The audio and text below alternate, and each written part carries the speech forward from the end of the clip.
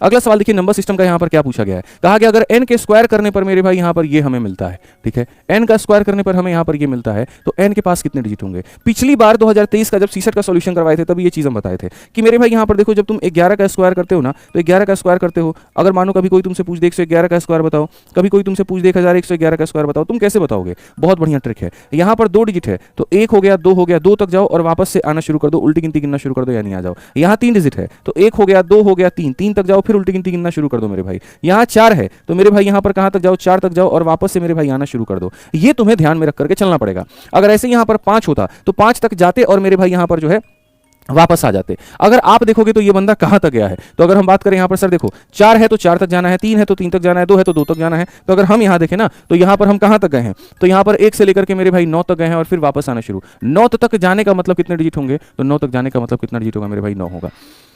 ठीक है, यहाँ पर 2 तक जाने का मतलब 2, 3 तक जाने का मतलब 3, 4 तक जाने का मतलब 4, तो मेरे भाई 9 तक जाने का मतलब कितना होगा, तो 9 अंक होंगे। बस इतना ध्यान रखें।